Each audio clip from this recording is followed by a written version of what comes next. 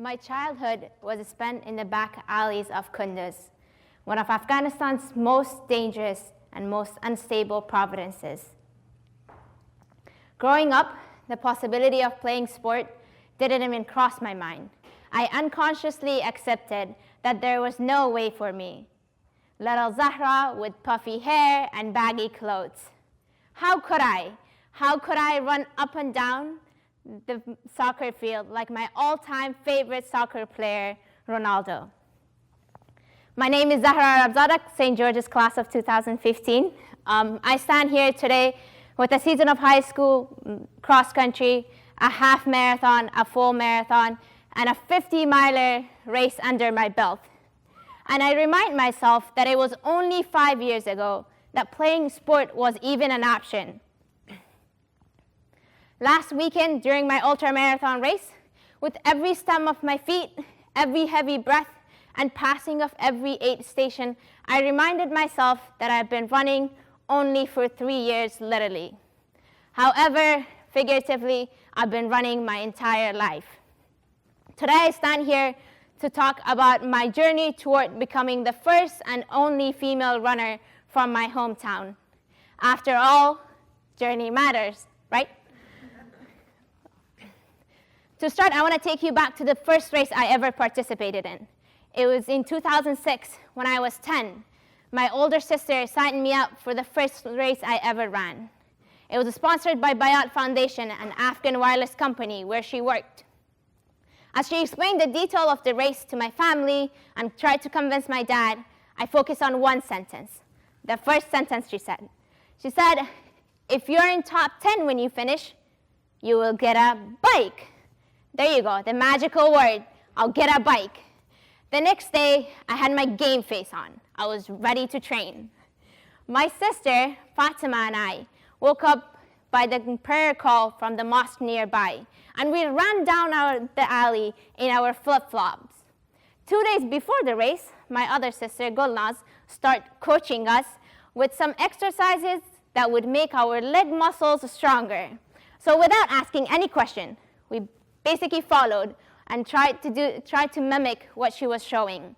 So we went from knowing nothing to forcing our body to do some yoga poses. And I can tell you, it did not end up well.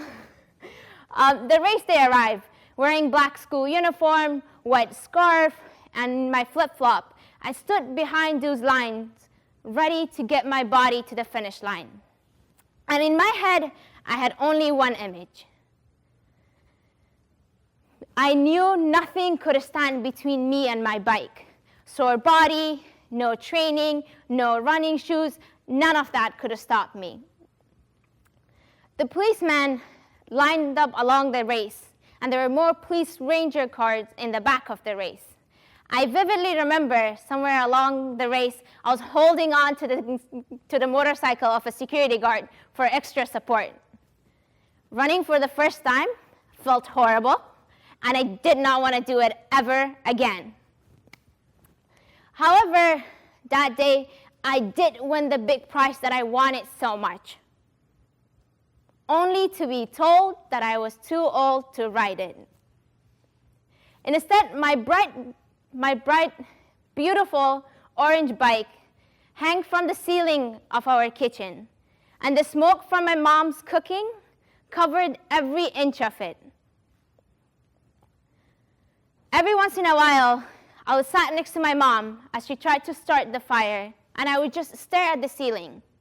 And my mom herself would cry every once in a while, because after all, she knew about my plan all along, but she never had the courage to tell me that the race day might even be too late to ride the bike.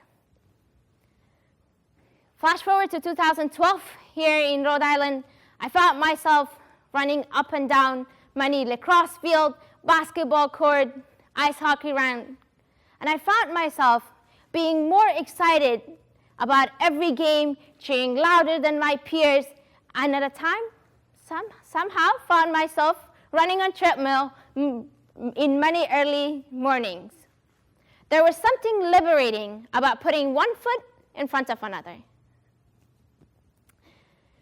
In 2014, I was back in Afghanistan, in Kunduz. While sitting across from my mother in the kitchen, I tried to explain to her the concept of running. The conversation went something like this. "Mom, I run now in America," I said as I stared at my orange bike, now being used as a hanger for the wet clothes. "What are you running away from?" my mother asked, and she went on saying, the desire to get to where you have to get in a matter of seconds is the work of shaitan, the devil. Running away? Why would I run away from anything? That's what I thought. So I responded, "I'm not running away." See, my mother spent her childhood and her youth year in a big farm in a rural village of a landlocked country called Afghanistan, with mooing of cows, washing of river. Her backyard faced the mountain. As the older sister, she soon learned to repeat the same stories passed on to her from her grandmother about the days when her village was not filled with Russian tanks, when education was not a luxury but rather a norm. Being born in a war-torn country took many opportunities away from my mother. Her youth year, her peace in mind, her education. My mother learned how to sign her name at age 46. My mother grew up in a survival mode. She left everything that she worked so hard for when Russia invaded her village. By the time she had me, she had learned to run away from tanks, cross many borders illegally, and has literally and figuratively been running toward a better future. My mom walks with a purpose. So running just for the sake of running or wandering around are new concept to her. Knowing all of this, I found it extremely hard to explain to her my type of running. "Where are you trying to get?" my mom said again. And I responded, "Mom," I didn't know what to say, so I just said, "Mom." And she went on asking the same question. What are you running away from? Where are you trying to get? Is there something that you need to get? And I responded, "Yes, Mom, I'm running away, but not for an orange bike, not to survive another bomb blast, or not to avoid another street harassment. I'm running away from the voices that said I am weak in the past 17 years of my life because I was a woman. I'm running away from the memories of war, bomb blasts, and tanks that still haunt me regardless of the location of the moon, day or night. And I run away from the past that conflicts the confidence that I received from the family." And as I spoke these words to her, I felt every single word, and tears ran down my cheeks. My mother hugged me, and deep down, she knew this time I didn't have to calculate my age or take in consideration my gender in order to determine whether I can run or I can't run. I could run however long I wanted, wherever I wanted. We all run away or towards something. I hope to run toward a future where my mother, Muslim girls in the United States, and girls back in Afghanistan feel comfortable running and biking on the sidewalk. My recommendation to you is run toward the person that you strive to be in the next month, year, or decade.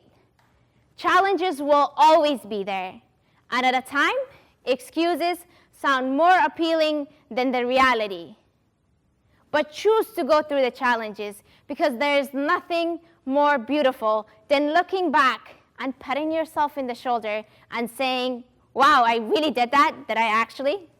Thank you.